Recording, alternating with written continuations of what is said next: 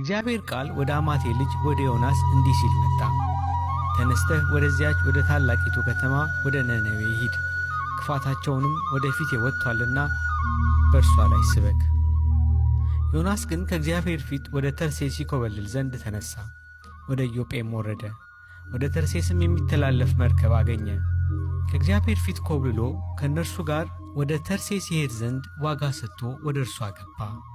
ትንቢተ ዮናስ ምዕራፍ 1 ከቁጥር 1 እስከ 3። በዚህ ነገር ነቢዩ ዮናስ በብዙ ስህተቶች ውስጥ መውደቁን እናያለን። የመጀመሪያው ስህተት አለመታዘዝና አመፀኝነት ነበረ። ነቢዩ ዮናስ በዚህ ነገር ውስጥ እንደ አንድ ነቢይ ሰዎችን ለእግዚአብሔር መታዘዝ ከመጥራት ይልቅ ራሱ ለእግዚአብሔር መታዘዝ አቃተው። ቀጣዩ ዮናስ ከእግዚአብሔር ዘንድ መኮብለል ነው። ይህም እንደ ሞኝነትና እምነት ማጣት ያሉትን ኃጢአቶች በውስጡም ይዞ ነበር። ይህ የሚኮበልለው ነቢይ ሁሉም ቦታ ከሞላው አምላክ ፊት ኮብልሎ የት ሊገባ ነው? የሚገርም ነቢይ። እናንተስ እግዚአብሔርን በምትሸሹበት ጊዜ ሁሉ እንደሚገኝ ታውቃላችሁ።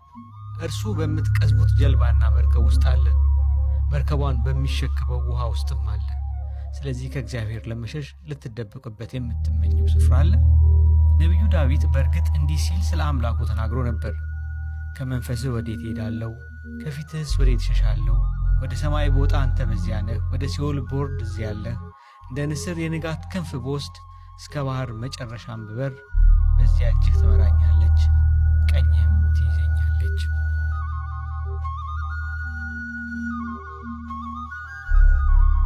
ነገር ግን ዮናስ በዚህ ከእግዚአብሔር ፊት ለመደበቅ በዛፎቹ መካከል ለመሸሸግ ያሰበው አባቱን አዳምን መስሎ ነበር።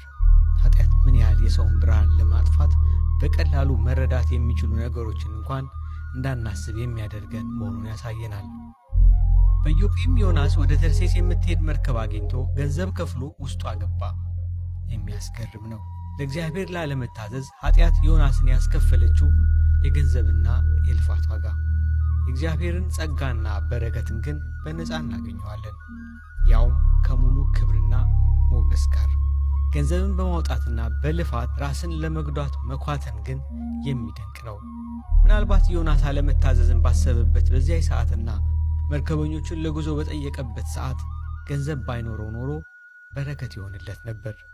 ምክንያቱም ዮናስ ለመርከቡ ጉዞ ገንዘብ በከፈለበት በዚያ ጊዜ እጥፍ ኪሳራ አጋጥሞታልና። ገንዘቡና መታዘዙን ማለት ንጹሕ ልቦናውን በአንድ ጊዜ አጣ። ይህ ስለ ዮናስ መኮብለልና አለመታዘዝ አጭር ግንዛቤ ሲሆን የእግዚአብሔር ሐሳብ በዚያ ነገር ላይ ምን ነበር? በጣም በሚገርም አኳኋን እግዚአብሔር የዮናስን አለመታዘዝ ለበጎ ነገር ተጠቀመበት።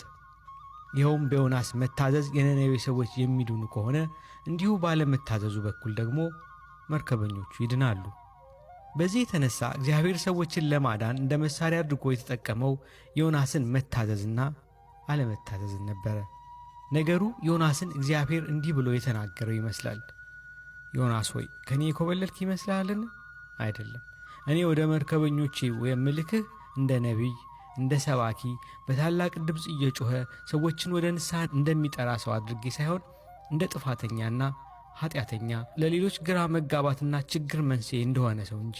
የነነዌ ሕዝብ እንደ ነቢይ ቢፈሩህና ቢቀበሉ በመታዘዝ ለእነርሱ መዳን ምክንያት ትሆናለህ። ለእኔ ባለመታዘዝ ወደ መርከብ ገብተህ ወደ ባሕርም ብትጣል ለመርከበኞቹ በረከት ትሆናለህ።